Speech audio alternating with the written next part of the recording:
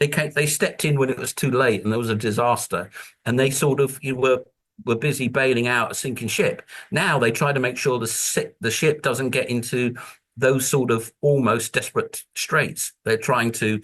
It's highly curated markets. So you're not dealing with free markets anymore. You're not dealing with things that operate at a market level. They're operating at a regulatorial government, and that's a very different mechanic. And I'll tell you, there would be no multi-trillion-dollar companies if this wasn't a reality. Well, the gold market is certainly pricing in something. Let's talk about what that something is. Take a look at my sure, here. Sure it is. Gold Sure breaking it out is. new all-time highs. 2863 is today's number. All right, what's happening with gold? When can we see $3,000? That's two different questions, but I'll ask you at the same time. That's a ballistic curve you're looking at there. Yeah, it's up 11% since the beginning of the year, by the way, which is a lot for gold in a short time period.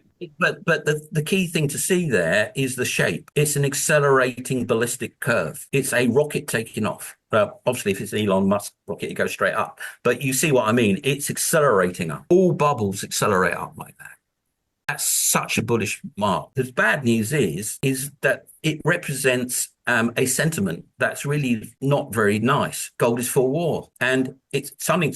There's an acceleration going on there. And what is that acceleration? You see, what happens if for most of your viewers they'll be going, "What the hell is he talking about?" But if you take a Black-Scholes formula, which is really the core valuation metric, and that's what the option markets work on.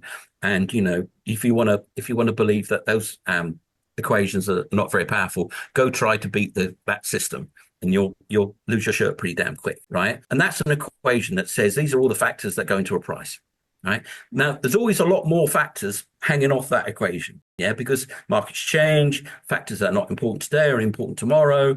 I mean, the whole credit crunch was caused by counterparty risk, and there's nothing in the Black-Scholes about counterparty risk. You can write it in. You can write counterparty risk in and do another valuation. But that was a hidden variable, what I call hidden variable. But when you can see all these variables, but there's a whole load of hidden variables you can't see, the market will push all the risk into the hidden variables that you can't see. And if you want to make money, you better go looking for them, finding them, working out what they mean, working out how that changes the price, and seeing whether the price today is different from your new model. So the hidden variables is what happens. Okay, and they get bigger and bigger and bigger and bigger and bigger. Boom, bubble, bust, because they take control in the same way as all those crazy derivatives that you hadn't even heard of in 2008 almost blew up the world. They were the hidden variables. Okay, now when gold does that, that means there's a hidden variable, and what you have to understand is what is it. I've got my theories. I might be wrong. What did the famous film producer say? I'm not always right, but I'm never wrong. Yeah. Well, tell us your theory. Sorry? Tell us your theory then for the hidden variable. Well, there's a hidden variable there. Something is going on.